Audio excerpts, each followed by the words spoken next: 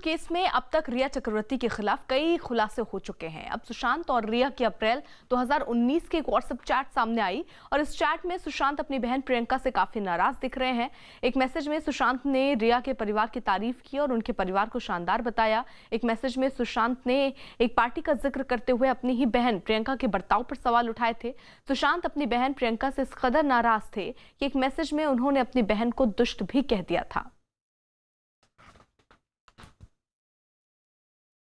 एक मैसेज में सुशांत ने रिया के परिवार की जमकर तारीफ की थी। सुशांत ने उस मैसेज में लिखा, तुम्हारा परिवार शानदार है, शोविक बहुत दयालु है। सुशांत आगे लिखते हैं, तुम मुझ में और पूरी दुनिया में बदलाव लाने की वजह हो, तुम प्लीज मुस्कुरा दो, तुम ऐसे ही अच्छी लगती हो। एक चैट में रिया सुशांत को सो जाने की सलाह दे रही हैं। रिया लिखती हैं, मेरे स्वीट बॉय सो जाओ, जब मैं धरती पर आ जाऊंगी तब मैसेज करूंगी और शायद तब तुम चांद पर होगे। उसके बाद रिया का मैसेज आता है, मेरा बेबी कैसा है। सुशांत कहते हैं, मैं ठीक नहीं हूं, मेरी बहन अब सिड भाई को बरगला रही है, विक्टिम कार्ड खेलकर पूरा मामला डाइवर्ट करने की कोशिश कर रही है, ये बहुत निराशाजनक है।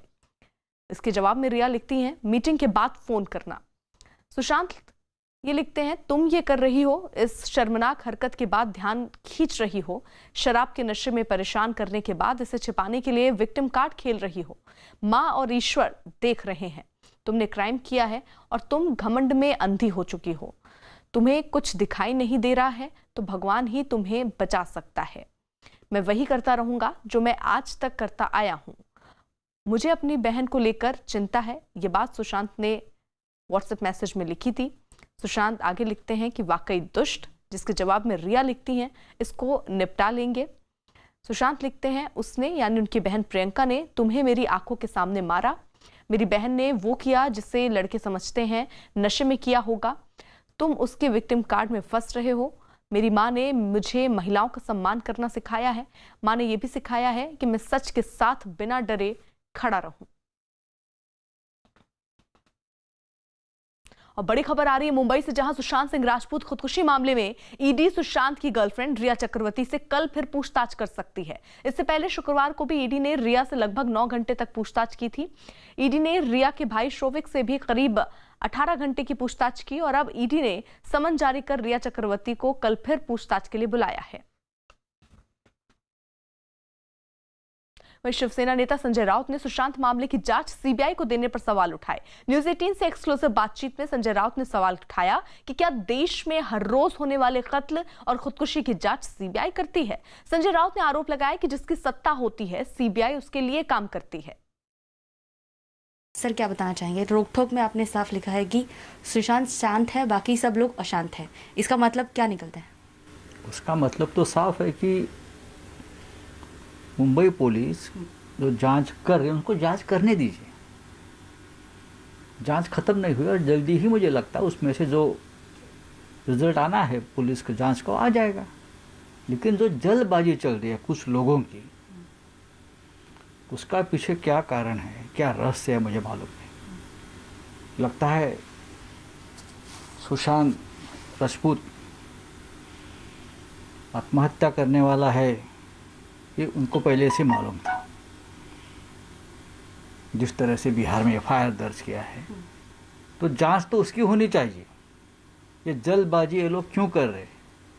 मुंबई पुलिस को जांच क्यों नहीं करने देती? वो लोग क्या छुपाना चाहते हैं या क्या तिकड़म बनाना चाहते हैं नया? मुझे लगता है सीबीआई एक सेंट्रल एजेंसी है, बहुत काबिल एजेंसी है, लेकिन ऐसे मामले में थोड़ा रुक कर काम करना चाहिए। अगर लगता है कि कुछ ठीक से नहीं हुआ है तो उसका ऊपर बातचीत हो सकती है। मुंबई पुलिस के पास या सरकार के पास इस मामले में छुपाने के लिए कुछ नहीं है। क्या छुपाएंगे उसमें? शिवसेना नेता संजय राउत के बयान पर सुशांत के पिता के वकील विकास सिंह ने पलटवार किया। उन्होंने आरोप लगाया कि मुंबई पुलिस के रवैये से ऐसा लग रहा है कि वो मामले को रफा दफा करना चाहती थी। वकील विकास सिंह ने कहा कि चूंकि पटना में मामला दर्ज हुआ है, इसलिए सीबीआई जांच की सिफारिश करने का बिहार सरकार को अधिकार है।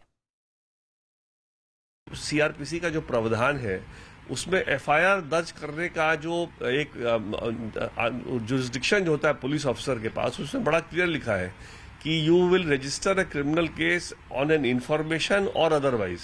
तो पुलिस को एफआईआर दर्ज करने का अधिकार अपने आप स्वयं करने का बिल्कुल सीआरपीसी प्रोवाइड करता है।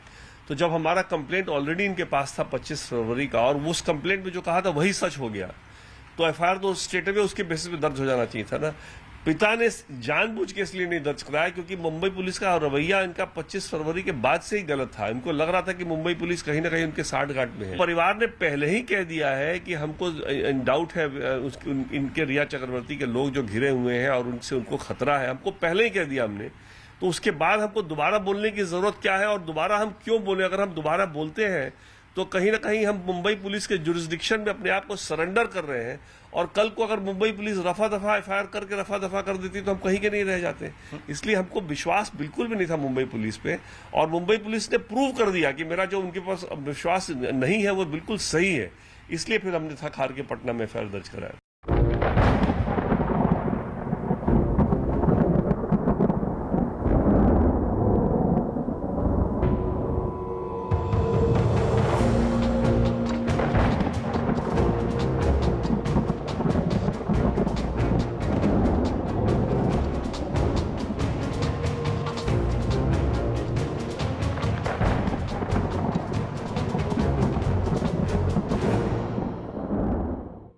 जल प्रहार ने उत्तर से लेकर दक्षिण भारत तक हाहाकार मचा दिया है।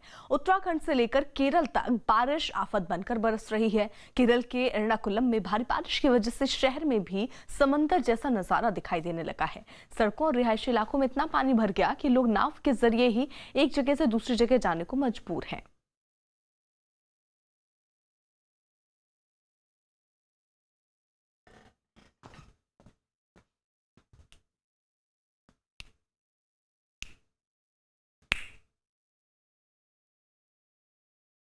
वहीं केरल की तस्वीर आपको दिखाते हैं। दरअसल केरल के कई इलाकों में बारिश जो है वो थमने का नाम नहीं ले रही है। राज्य की तमाम बड़ी नदियां खतरे के निशान के ऊपर बह रही हैं, जिनका पानी तेजी से रिहायशी इलाके में दाखिल हो रहा है। इनमें कासरगोड इलाका भी शामिल है, जहां तेजस्वी नदी का पानी जो है वो शहर में दाखिल हो चुका है, जिसकी वजह से 300 से ज्यादा परिवारों को नावों की मदद से सुरक्षित जगहों में शिफ्ट किया गया है। तो ये नाव जो लोगों तक पहुंच रही है, जिसमें अब लोगों को दरअसल बैठाकर सुरक्षित जगहों पर पहुंचाने के लिए प्रयत्न किए जा रहे हैं, लेकिन कई इलाके ऐसे हैं जहां पर लोग अभी भी हैं और उन्हें वहां से निकालने का काम तेजी से किया जा रहा है। वहीं बारिश की वजह से केरल के कोच्चि में भी पेरियार नदी उफान पर है, जिसका पानी अब कई जगहों पर घुस गया, जिसकी वजह से काफी दिक्कतों का सामना लोगों को करना पड़ रहा है। नदी किनारे बना शिवजी का मशहूर मंदिर अलुवा महादेव मंदिर भी पूरी तरह डूब गया, जिसके बाद इलाके के लोग मंदिर के पास भरे पानी को निकालने के लिए बाढ़ के साथ बहकर आए कचरे की सफाई करने में जुट गए। मौसम विभाग ने आज भी केरल के कई इलाकों में भारी बारिश की चेतावनी जारी की है।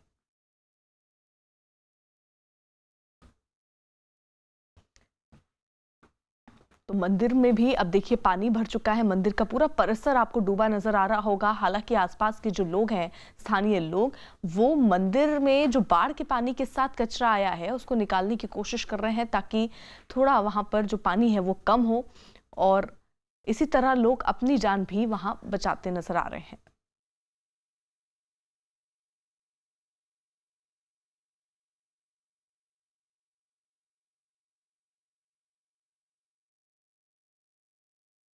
और ये तस्वीर कोझिकोड की, जहां पर लगातार बारिश हो रही है और बारिश की वजह से नदियां जो हैं वो उफान पर हैं। कई नदियां ऐसी हैं जो खतरे के निशान के ऊपर बह रही हैं, और ऐसे में अलर्ट पर भी लोगों को रख दिया गया है। वहीं केरल के त्रिशूर में लगातार हो रही बारिश की वजह से सड़कों पर नदी बहने जैसा नजारा दिखने लगा है।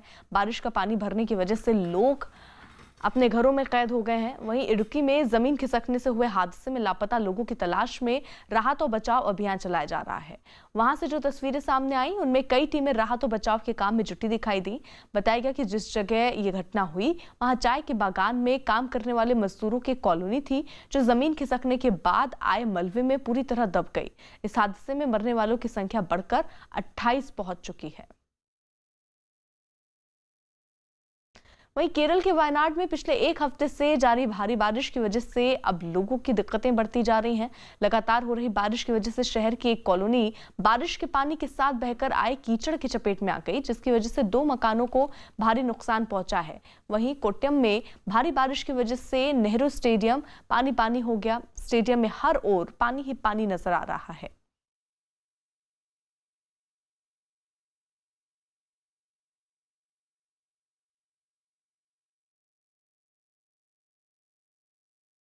तो 2 तस्वीरें जहां जो स्थिति को बखूबी दिखा पाएंगी कि किस तरीके से मकानों में पानी ही पानी भर चुका है। कई जगहों पर जब पानी उतरता है तो ऐसे कीचड़ जैसे हालात भी दिख रहे हैं, जिसके बीच रहना बेहद मुश्किल है इन लोगों के लिए। ऐसे में कई लोग ऐसे हैं जो पहले ही अपने मकान को छोड़कर सुरक्षित ठिकानों की तरफ रुख कर चुके हैं, लेकिन कुछ लोग ऐसे हैं जो अभी भी वहां पर फंसे हैं और उम्मीद कर रहे हैं कि जल्द से जल्द उन तक मदद पहुंचे।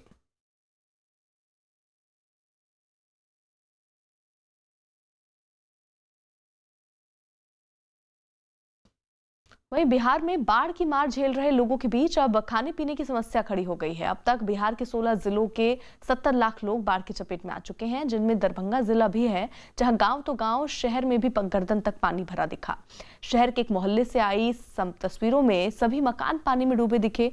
वहां की सड़क नदी में तब्दील हो गई और उस पर नाव चलती नजर आई है। कुछ लोग इस नाव पर बैठकर गांव छोड़कर दूसरी जगहों पर जाते दिखे, लेकिन बहुत सारे ऐसे लोग भी दिखे जो घुटने भर पानी के बीच घरों में कैद होकर रह गए।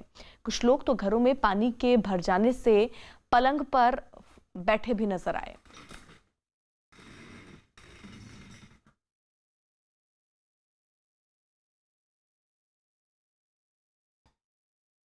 वहीं झारखंड के चतरा में महज 2 घंटे की बारिश ने लोगों की मुश्किलें बढ़ा दी। शहर के 200 से ज्यादा घरों में पानी भर गया, जबकि बारिश की वजह से कई कच्चे मकान जमींदोज हो गए। सड़कों पर नदी बहने जैसा नजारा दिखने लगा। लोगों को इन्हीं रास्तों से गुजरना पड़ रहा है, जहां पर आप देखिए पानी का बहाव कितना तेज है। कई बार लोगों की जान भी खतरे पर यहां बन पड़ती है, लेकिन ऐसे में मजबूरी लोगों के सामने ये है कि उनके घर में रखा सामान पानी में बह चुका है और ऐसे में राशन के जुगाड़ के लिए उन्हें दूसरे गांव जाना पड़ रहा है। और रास्ता कुछ ऐसा हो गया है जहां पर पानी का बहाव बहुत तेज है। कई जगहों पर तो पुल टूट चुके हैं, संपर्क एक दूसरे गांव से टूट चुका है, सड़क टूट चुकी है। इन सब के बीच ये लोग रहने को मजबूर। वहीं बिहार के मुजफ्फरपुर में बागमती और बूढ़ी गंडक नदी जो है वो कहर बरपा रही है। बाढ़ की वजह से इलाके के 2000 से ज्यादा परिवार बेघर हो चुके हैं। लोग गर्दन तक पानी में डूबकर खाने की तलाश में भटकने को मजबूर हैं। उनका सारा जरूरी सामान बाढ़ में डूब चुका है। सड़कों पर करीब 6 फीट तक पानी भरने की वजह से लोगों की मुसीबत बढ़ गई है। तो गांव के गांव जो हैं वो टापू में तब्दील हो गए हैं। हर ओर जहां तक आपकी नजर जाएगी पानी ही पानी नजर आ रहा है। अभी स्थिति ये है कि कई जगहों पर गर्दन तक पानी पहुंच चुका है और लोग इसी के बीच से निकलने को मजबूर हैं। हालांकि बारिश अभी भी कई इलाकों में हो रही है, नदी उफान पर है, जिसकी वजह से ये माना जा रहा है कि जो स्तर है पानी का वो और बढ़ेगा और ऐसे में उन इलाकों में रहना इन लोगों के लिए बहुत चुनौतीपूर्ण हो जाएगा। इसलिए ये उम्मीद कर रहे हैं कि जल्दी से जल्दी जो टीमें तैनात की गई हैं रेस्क्यू के लिए इन तक पहुंचे और इन्हें यहां से निकालकर सुरक्षित ठिकानों तक पहुंचाएं।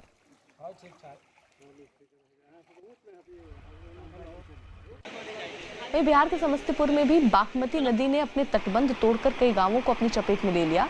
सड़कों पर बह रहे पानी का बहाव इतना तेज है कि नदी और सड़क में अंतर कर पाना मुश्किल हो गया। बाढ़ की वजह से हजारों एकड़ में लगी फसल बर्बाद हो चुकी है। इलाके के मकान और मंदिर सब बाढ़ के पानी में डूबे नजर आए हैं। तो स्थिति कुछ ऐसी है कि इसी के बीच से लोग गुजरने को मजबूर हैं। कई जगहों पर तो जो वाहन है उनके वो ठप्प पड़ गए और ऐसे में इस पानी के बीच से वो लोग अपने वाहनों को निकालते हुए नजर आए। वहीं समस्तीपुर में सड़क पर नदी जैसे आलम हो गए हैं और इसी के बीच लोग अपना जीवन बिता रहे हैं। हालांकि उम्मीद उन्हें इस बात की भी है कि बारिश ना हो ताकि जो पानी का स्तर है वो और ज्यादा ना बढ़े।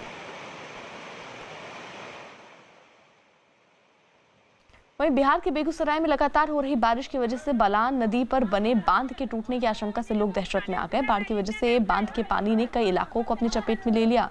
प्रशासन की ओर से मदद नहीं मिलने की वजह से लोग खुद ही बांध से निकल रहे पानी को गांव में घुसने से रोकने की कोशिश करते दिखे, लेकिन उनकी हर कोशिश नाकाम रही, क्योंकि कई जगहों पर उन्होंने तटबंध बनाया, लेकिन पानी के तेज बहाव के साथ वो तटबंध भी टूटते नजर आए, जिसके कारण अब गांव में भी पानी भरता जा रहा है और लोग अपने स्तर से कोशिश कर रहे हैं कि पानी को रोका जा सके।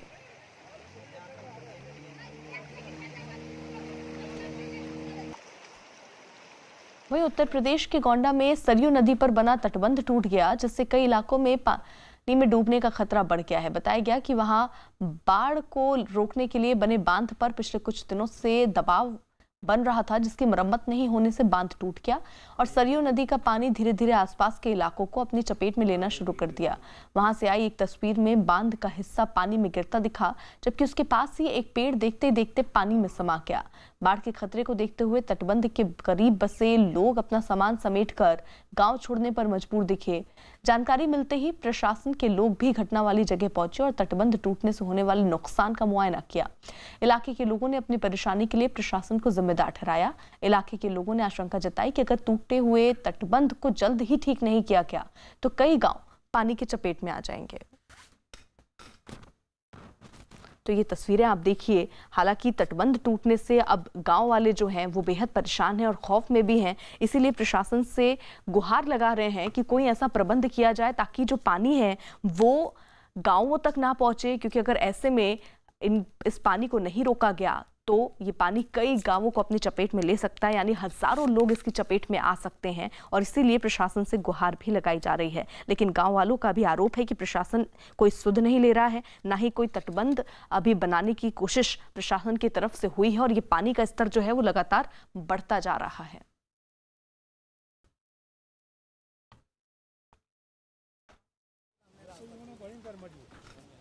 वहीं उत्तराखंड के रुद्रप्रयाग में भारी बारिश की वजह से केदारनाथ यात्रा पर ब्रेक लग गया है। पहाड़ खिसकने की वजह से कई जगहों पर रास्ते बंद हो गए, जिसकी वजह से सैकड़ों यात्री रास्तों में फंस गए।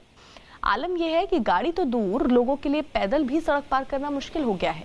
लोग जान जोखिम में डालकर रस्सी की मदद से मलबा गिरने के से बंद सड़क को पार करते दिख रहे हैं। एक रस्सी यहाँ लगाई गई ताकि उस रस्सी को पकड़कर ये जितने लोग फंसे हैं वो धीरे धीरे इस सड़क को पार करें। हालांकि मलबे को हटाने का काम भी यहाँ पर चल रहा है, लेकिन उसमें काफी वक्त लग सकता है और इसीलिए ये तरीका निकाला गया है जहाँ पर रस्सी की मदद से ये लोग इस सड़क को पार करते हुए नजर आ रहे हैं। आपको ये सड़क दरअसल नजर नहीं आ रही होगी क्योंकि ये मलबा जो है वो सड़क पर गिरा हुआ है और पूरी तरीके से रास्ता जो है वो बंद हो चुका है।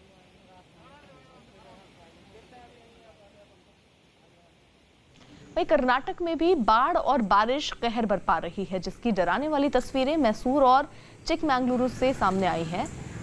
भारी बारिश की वजह से मैसूर के कई रिहायशी इलाकों में पानी भर गया। वहीं चिकमंगलुरु में भी बाढ़ के पानी का बहाव इतना तेज है कि जमीन का कटाव भी शुरू हो चुका है और इसी कटाव में कई पुल बह चुके हैं। सड़क का कई हिस्सा टूटकर पानी के साथ बह गया है। मकान भी गिरने की कगार में है। कई जगहों पर तो पेड़ जो है, भारी भरकम पेड़ कटान की वजह से पानी के साथ बहते हुए नजर आ रहे हैं।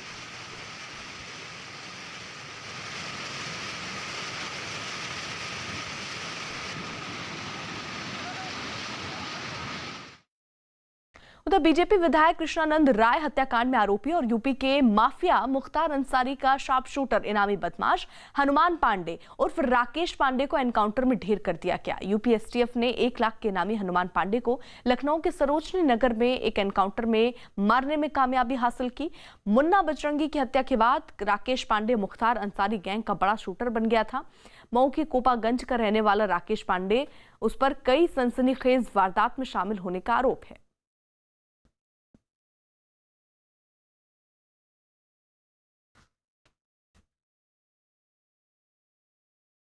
मुख्तार अंसारी के दाहिना हाथ कहे जा रहे हनुमान पांडे उर्फ राकेश पांडे को यूपी एसटीएफ की टीम ने लखनऊ के सरोजनी नगर इलाके में घेरा था। बताया जा रहा है कि 5 बदमाश एक इनोवा कार में सवार थे।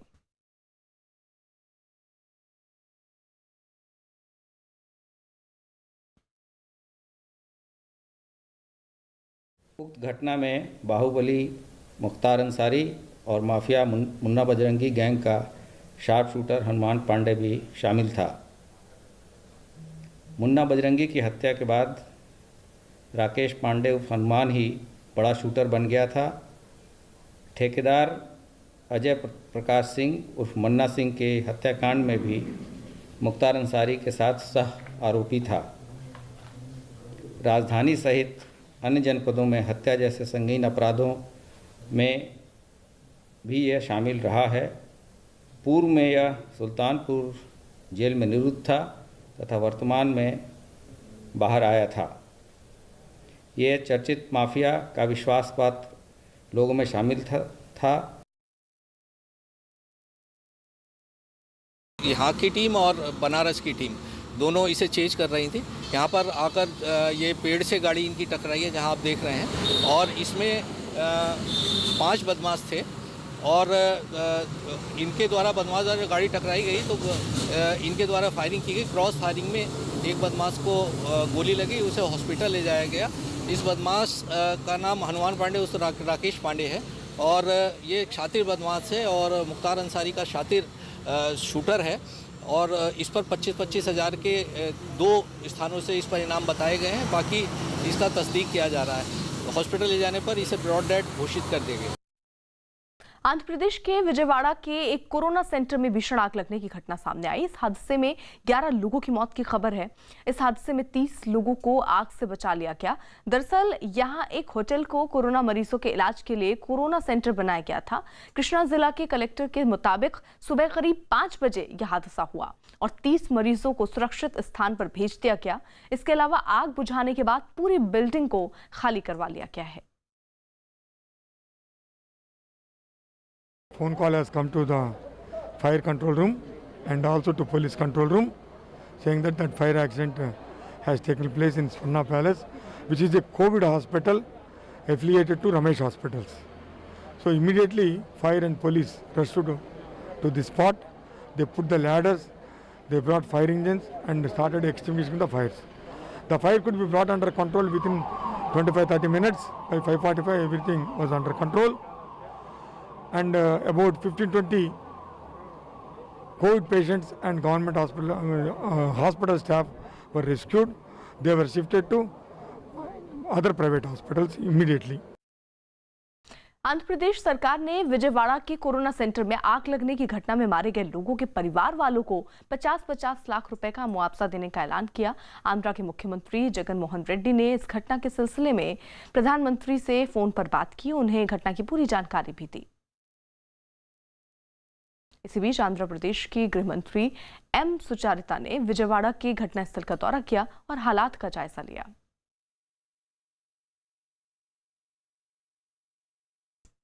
इसी बीच फायर डिपार्टमेंट ने विजयवाड़ा के उस कोरोना सेंटर की सुरक्षा से खिलवाड़ का आरोप लगाया। दरअसल जिस स्वर्ण पैलेस होटल को कोरोना सेंटर में तब्दील किया गया था, fire safety director Jairam Naik ने कहा कि होटल स्वर्ण पैलेस होटल ने सुरक्षा मानकों का पूरी तरह से पालन नहीं किया था। यहां तक कि अलार्म बेल तक काम नहीं कर रही थी। फायर विभाग के मुताबिक इस घटना की जांच शुरू कर दी गई है और होटल मैनेजमेंट के खिलाफ भी कार्रवाई की जाएगी।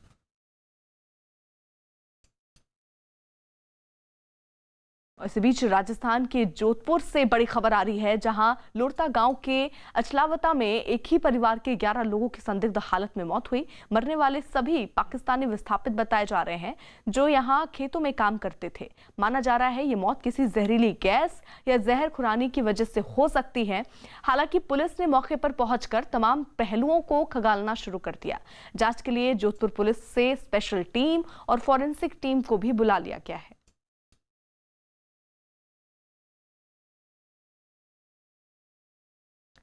तो मरने वाले सभी पाकिस्तानी विस्थापित बताए जा रहे हैं। हालांकि पुलिस की टीम वहां पर पहुंच चुकी है और जो पहलू हो सकते हैं उनको खंगालने की कोशिश भी यहां पर की जा रही है। साथ ही साथ जोधपुर पुलिस ने स्पेशल टीम और फॉरेंसिक टीम भी बुला ली है जोधपुर पुलिस से, और कुल मिलाकर 11 लोगों के शव यहां से बरामद हुए हैं।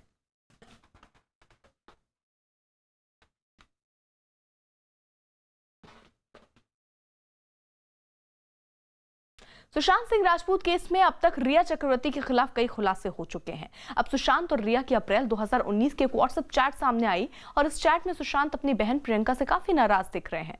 एक मैसेज में सुशांत ने रिया के परिवार की तारीफ की है और उनके परिवार को शानदार बताया। एक मैसेज में सुशांत ने एक पार्टी का जिक्र करते हुए अपनी ही बहन प्रियंका के बर्ताव पर सवाल उठाए थे। सुशांत अपनी बहन प्रियंका से इस कदर नाराज थे कि एक मैसेज में उन्होंने अपनी बहन को दुष्ट भी कह दिया था।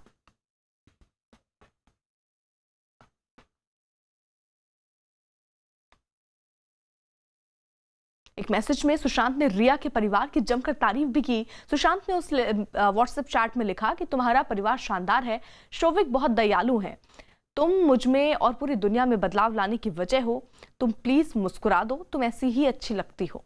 एक चैट में रिया सुशांत को सो जाने की सलाह दे रही हैं। रिया उसमें लिखती हैं, मेरे स्वीट बॉय सो जाओ, जब मैं धरती पर आ जाऊंगी तब मैसेज करूंगी और शायद तब तुम चांद पर होगे।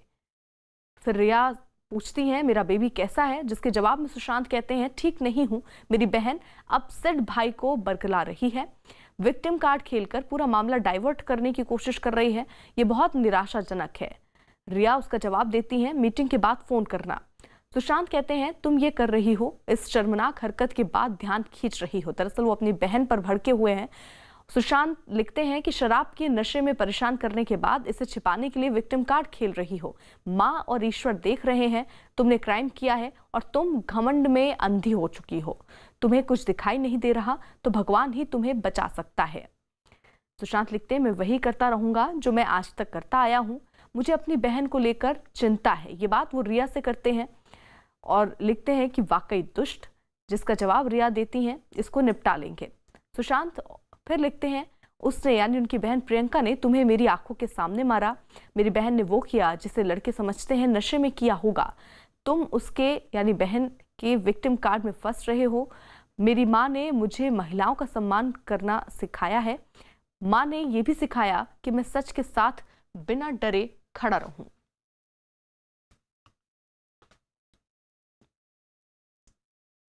और बड़ी खबर, सुशांत सिंह राजपूत की पूर्व मैनेजर दिशा सालियान की मौत से जुड़ी हुई मुंबई पुलिस ने दिशा सालियान की दोस्त अंकिता का बयान दर्ज किया है। अंकिता लंदन में रहती हैं और खुदकुशी से पहले दिशा सालियान ने आखिरी बार अंकिता से लंबी बातचीत की थी। खबर है कि दिशा सालियान ने वीडियो कॉल के जरिए अंकिता से बात की थी और चर्चा है कि बातचीत में दिशा ने अंकिता से अपनी परेशानी का जिक्र भी किया था। दिवाकर हमारे साथ हमारे सहयोगी इस वक्त जुड़ चुके हैं। दिवाकर, जो अंकिता जो कि दोस्त बताई जा रही हैं दिशा सालियान की, उनसे पूछताछ में अभी तक क्या सामने आया?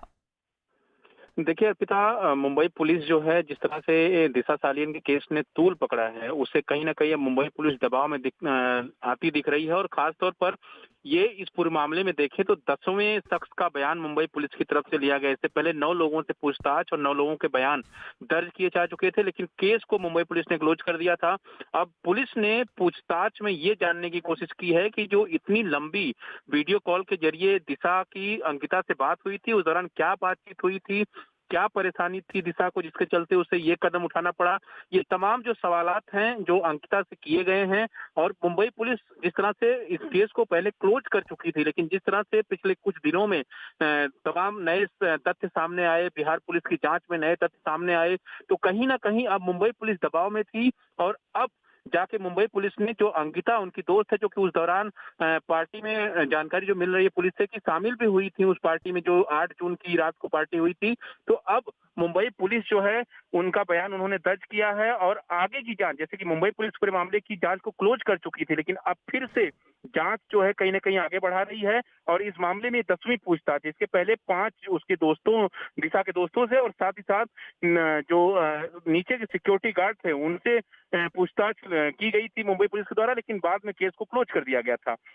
तो ऐसे में एक महत्वपूर्ण डेवलपमेंट पूरे मामले में अर्पिता आप दिखाई दे रहा है कि मुंबई पुलिस अब दबाव बनने के बाद फिर से इस मामले में हरकत में आ रही है। दिवाकर, जरा तस्वीर क्लियर कीजिएगा, क्योंकि क्या ये जो अंकिता है उनकी दोस्त, ये उस वक्त जो पार्टी की वीडियो वायरल हो रहा है उस वक्त उस पार्टी में थी या वीडियो कॉल के जरिए अंकिता से बातचीत हुई थी? देखिए, ये वीडियो कॉल के जरिए पुलिस ने उनसे पूछताछ की है और खास तौर पर पुलिस को ये जानकारी मिली थी कि अंकिता और खास तौर पर दिशा की जो बात है वो वीडियो कॉलिंग के जरिए हुई थी। और दिशा ने अपनी सारी परेशानी अंकिता को बताई थी। ये पुलिस ने साफ तौर पर क्लियर किया है, लेकिन क्या उस पार्टी में शामिल हुई थी या नहीं, पुलिस ने आधिकारिक तौर पर इसका कुछ ऐलान नहीं किया है कि क्या उस दिन अंकिता भी शामिल थी पार्टी में या फिर नहीं शामिल थी, और दिशा ने उन्हें वीडियो कॉल के जरिए सिर्फ ये सारी परेशानी उन्हें बताई थी। इस बात की जानकारी फिलहाल पुलिस सिर्फ इतना बता रही है कि वीडियो कॉलिंग के जरिए उनसे पूछताछ की गई है, क्योंकि वो लंदन में रहती हैं, और ऐसे में उस पूछताछ के बाद अब दिशा सालियान में आने वाले दिनों में कुछ नए मोड़, कुछ नए तथ्य सामने देखने को अर्पिता मिल सकते हैं। जी, तो सुशांत सिंह राजपूत खुदकुशी मामले में ईडी सुशांत की गर्लफ्रेंड रिया चक्रवर्ती से कल फिर पूछताछ कर सकती है। इससे पहले शुक्रवार को भी ईडी ने रिया से लगभग 9 घंटे तक पूछताछ की थी। ईडी ने रिया के भाई शोविक से भी करीब 18 घंटे पूछताछ की और अब ईडी ने समन जारी कर रिया चक्रवर्ती से कल फिर पूछताछ के लिए उन्हें बुलाया है। वहीं शिवसेना नेता संजय राउत ने सुशांत मामले की जांच सीबीआई को देने पर सवाल उठाए। न्यूज 18 से एक्सक्लूसिव बातचीत में संजय राउत ने सवाल उठाया कि क्या देश में हर रोज होने वाले कत्ल और खुदकुशी की जांच सीबीआई करती है। संजय राउत ने आरोप लगाया कि जिसकी सत्ता होती है सीबीआई उसके लिए काम करती है। सर क्या बताना चाहेंगे? रोक ठोक में आपने साफ लिखा है कि सुशांत शांत है, बाकी सब लोग अशांत हैं। इसका मतलब क्या निकलता है? उसका मतलब तो साफ है कि मुंबई पुलिस जो जांच कर रही है उनको जांच करने दीजिए। जांच खत्म नहीं हुई और जल्दी ही मुझे लगता है उसमें से जो रिजल्ट आना है पुलिस की जांच को आ जाएगा। लेकिन जो जल्दबाजी चल रही है कुछ लोगों की, उसका पीछे क्या कारण है, क्या रहस्य है, मुझे मालूम नहीं। लगता है सुशांत राजपूत आत्महत्या करने वाला है, ये उनको पहले से मालूम था। जिस तरह से बिहार में एफआईआर दर्ज किया है, तो जांच तो उसकी होनी चाहिए। ये जल्दबाजी ये लोग क्यों कर रहे? मुंबई पुलिस को जांच क्यों नहीं करने देती? वो लोग क्या छुपाना चाहते हैं या क्या तिकड़म बनाना चाहते हैं नया? मुझे लगता है सीबीआई एक सेंट्रल एजेंसी है, बहुत काबिल एजेंसी है, लेकिन ऐसे मामले में थोड़ा रुक कर काम करना चाहिए। अगर लगता है कि कुछ ठीक से नहीं हुआ है तो उसका ऊपर बातचीत हो सकती है। मुंबई पुलिस के पास या सरकार के पास इस मामले में छुपाने के लिए कुछ नहीं है। क्या छुपाएंगे उसमें? शिवसेना नेता संजय राउत के बयान पर सुशांत के पिता के वकील विकास सिंह ने पलटवार किया। उन्होंने आरोप लगाया कि मुंबई पुलिस के रवैये से ऐसा लग रहा था कि वो मामले को रफा दफा करना चाहती थी। वकील विकास सिंह ने कहा कि चूंकि पटना में मामला दर्ज हुआ है, इसलिए सीबीआई जांच की सिफारिश करने का बिहार सरकार को अधिकार है। सीआरपीसी का जो प्रावधान है उसमें एफआईआर दर्ज करने का जो एक जुरिस्डिक्शन जो होता है पुलिस ऑफिसर के पास, उसमें बड़ा क्लियर लिखा है कि you will register a criminal case on an information और अदरवाइज। तो पुलिस को एफआईआर दर्ज करने का अधिकार अपने आप स्वयं करने का बिल्कुल सीआरपीसी प्रोवाइड करता है। तो जब हमारा कंप्लेंट ऑलरेडी इनके पास था 25 फरवरी का, और उस कंप्लेंट में जो कहा था वही सच हो गया, तो एफआईआर तो स्टेट में उसके बेसिस पे दर्ज हो जाना चाहिए था ना। पिता ने जानबूझ के इसलिए नहीं दर्ज कराया क्योंकि मुंबई पुलिस का रवैया इनका 25 फरवरी के बाद से ही गलत था। इनको लग रहा था कि मुंबई पुलिस कहीं ना कहीं उनके साठ गांठ में है। परिवार ने पहले ही कह दिया है कि हमको डाउट है इनके रिया चक्रवर्ती के लोग जो घिरे हुए हैं और उनसे उनको खतरा है, हमको पहले ही कह दिया हमने। तो उसके बाद हमको दोबारा बोलने की जरूरत क्या है और दोबारा हम क्यों बोले? अगर हम दोबारा बोलते हैं तो कहीं ना कहीं हम मुंबई पुलिस के जुरिस्डिक्शन में अपने आप को सरेंडर कर रहे हैं, और कल को अगर मुंबई पुलिस रफा दफा एफआईआर करके रफा दफा कर देती तो हम कहीं के नहीं रह जाते। इसलिए हमको विश्वास बिल्कुल भी नहीं था मुंबई पुलिस पे, और मुंबई पुलिस ने प्रूव कर दिया कि मेरा जो उनके पास विश्वास नहीं है वो बिल्कुल सही है। इसलिए फिर हमने थक हार के पटना में एफआईआर दर्ज कराया। सुशांत सिंह राजपूत की मौत का मुद्दा दिन ब दिन गर्माता जा रहा है। ईडी और सीबीआई की दखल के बाद इस केस में जांच की कड़ियां जैसे जैसे आगे बढ़ रही हैं, वैसे वैसे सवालों की फहरिस्त भी लंबी होती जा रही है। इस केस के सिलसिले में जो पटना पुलिस मुंबई में जांच करने पहुंची थी, उसे कुछ ऐसे सवाल परेशान कर रहे हैं जिनके जवाब अगर मिलते हैं तो सुशांत की मौत के राज भी खुल जाएंगे।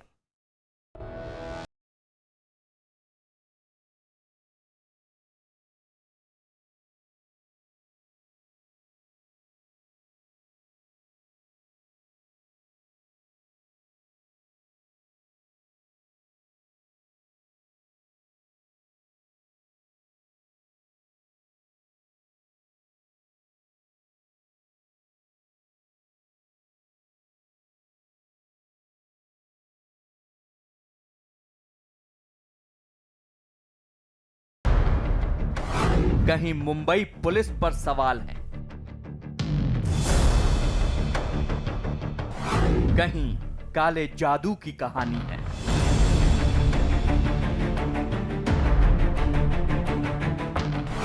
कहीं सुशांत के बैंक अकाउंट से जुड़े सवाल हैं। जो सुशांत सिंह राजपूत फिल्मी दुनिया के एक नायाब सितारा हुआ करते थे, वो अपनी मौत के बाद सवालों की एक ऐसी दुनिया पीछे छोड़ गए हैं जिसमें रहस्यों की कई परतें हैं और हर परत के नीचे छिपा है एक और नया सवाल। यही वजह है कि सुशांत को इंसाफ दिलाने की मांग अब सिर्फ भारत ही नहीं बल्कि अमेरिका तक जा पहुंची है। सुशांत की बहन श्वेता सिंह कीर्ति ने अमेरिका के कैलिफोर्निया में लगी एक होर्डिंग का वीडियो शेयर किया जिसमें सुशांत सिंह राजपूत को उनके फैंस ने इंसाफ दिलाए जाने की मांग की। सुशांत सिंह राजपूत की मौत का यह मामला कितना सनसनीखेज होता जा रहा है, इस बात को ऐसे ही समझा जा सकता है कि जैसे जैसे जांच के सिरों को पकड़कर पुलिस आगे बढ़ रही है, वैसे वैसे इस केस से जुड़ी कई बातें पुलिस के गले ही नहीं उतर रही हैं। डायरी लिखने के शौकीन सुशांत सिंह को अगर सुसाइड करना था तो उन्होंने सुसाइड लेटर क्यों नहीं लिखा? किसी बड़े सेलिब्रिटी की अगर संदिग्ध मौत हुई तो उसके फ्लैट को सील क्यों नहीं किया गया? जिस फ्लैट में सुशांत सिंह की संदिग्ध मौत हुई, उस फ्लैट को किराए पर देने की तैयारी कैसे शुरू कर दी गई? पटना पुलिस की टीम जांच के सिलसिले में जिस रोज मुंबई पहुंची, उसी दिन जांच रोकने की तैयारी शुरू हो गई। पटना पुलिस को जांच के दौरान ट्रेस करने की कोशिश की गई। पटना पुलिस दादर के जिस इलाके में रहकर जांच कर रही थी, उसे रोकने की कोशिश की गई। हालांकि इस मामले में महाराष्ट्र के गृह मंत्री अनिल देशमुख ने साफ कहा कि मुंबई पुलिस पेशेवराना अंदाज में ही जांच कर रही है। मोबाइल मांगे करना दादा। सुप्रीम कोर्ट में 11 तारीख को इसकी आखिरी सुनवाई होगी और 11 तारीख में सुप्रीम कोर्ट का डिसीजन आने के बाद में क्या डिसीजन आता है वो देखेंगे, उसकी सबसे कार्रवाई। आप लोगों की क्या क्या है कि अभी हमारा बड़े प्रोफेशनल तरीके से, बड़े सही तरीके से उसकी जाँच कर रही है। फिर भी सुप्रीम कोर्ट का जो जजमेंट आएगा उसके हिसाब से हम आगे जाएंगे। 14 जून को सुशांत सिंह राजपूत की संदिग्ध हालत में हुई मौत के बाद से अब तक कई कहानियां सामने आ चुकी हैं। हर कहानी में आरोपी रिया चक्रवर्ती किसी न किसी भूमिका में जरूर नजर आ रही है। ऐसी एक कहानी सुशांत के अकाउंट और गायब हुए 15 करोड़ रुपयों से जुड़ी है। हालांकि सूत्रों के मुताबिक ईडी को रिया के खाते से 15 करोड़ का कोई हिसाब किताब नहीं मिला है। ईडी सुशांत सिंह राजपूत खुदकुशी मामले में एक नए सिरे को पकड़कर अपनी तफ्तीश को आगे बढ़ा रही है। अब तक की तफ्तीश के मुताबिक सुशांत सिंह राजपूत के 15 करोड़ रुपए रिया चक्रवर्ती के बैंक खातों में नहीं मिले हैं। ईडी को शक है कि इन पैसों को किसी दूसरे बैंक खातों में ट्रांसफर किया गया है। यही वजह है कि अब ईडी सुशांत सिंह राजपूत के तमाम बैंक खातों से जुड़े कर्मचारियों से भी जल्द पूछताछ करेगी।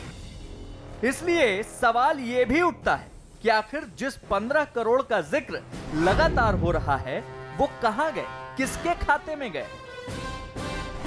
सुशांत सिंह राजपूत के पैसों का इस्तेमाल कौन कौन कर रहा था?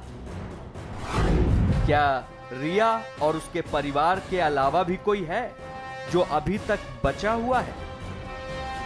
रिया चक्रवर्ती, उनके भाई शौविक चक्रवर्ती और सुशांत सिंह राजपूत और रिया के कॉमन फ्रेंड सिद्धार्थ पिठानी इस केस से जुड़े कई ऐसे राजदार हैं जिनके खातों की जांच इस केस में बेहद मददगार साबित हो सकती है।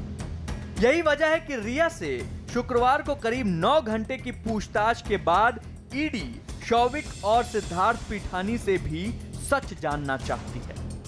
महत्वपूर्ण चीज ये है कि सिद्धार्थ पिठानी वही शख्स हैं जो कि सुशांत के दोस्त थे और उनके रिया से करीबी होने की भी जानकारी सामने आई थी। और इतना ही नहीं बल्कि सिद्धार्थ पिठानी वही शख्स थे जिस वक्त सुशांत सिंह राजपूत ने आत्महत्या की थी उस वक्त घर में मौजूद थे और साथ ही साथ उन्हें इस चीज की भी जानकारी है कि आखिर घर में चलता क्या था, रिया किस तरह से जो है घर को कंट्रोल करती थी और साथ ही साथ जो पैसे ट्रांसफर हो रहे थे वो पैसे खर्च कहाँ हो रहे थे। हालांकि रिया चक्रवर्ती ईडी से हुई पूछताछ में गंभीर सवालों को लगातार टालती रही। इतना ही नहीं, सुशांत के पैसों और प्रॉपर्टी के इस्तेमाल का आरोप जिस रिया चक्रवर्ती पर लगा है, उसने पानी की ये बोतल शेयर करते हुए इस बात का दावा किया कि उनके पास सुशांत की बस यही प्रॉपर्टी है।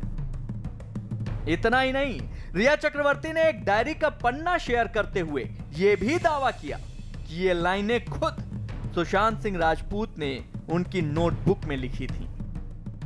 लेकिन अपने घर का चिराग खो चुके सुशांत सिंह राजपूत के पिता लगातार इस मामले में रिया चक्रवर्ती की भूमिका पर सवाल उठा रहे हैं।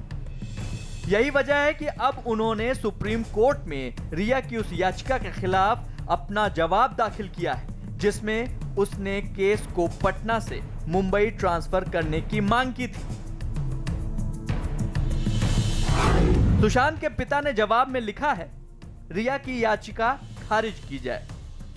केस को मुंबई ट्रांसफर करने की मांग सही नहीं है। रिया ने बिना वजह पटना पुलिस की निष्पक्षता पर सवाल उठाए। रिया ने इसे राजनीतिक मामला बताकर परिवार की छवि धूमिल करने की कोशिश की है। सुप्रीम कोर्ट में दाखिल किए गए जवाब में सुशांत के पिता ने यह भी कहा कि सुशांत के अकाउंट से बहुत सारा पैसा निकाला गया। सुशांत के बाद उसके पैसों पर पूरा हक उसके परिवार का है, ना कि किसी और का। इतना ही नहीं, सुशांत के पिता ने रिया पर सवाल उठाते हुए यह भी कहा कि सोशल मीडिया पर गृह मंत्री से सीबीआई जांच की मांग करने वाली रिया अगर सच्ची हैं, तो फिर पलट क्यों रही हैं?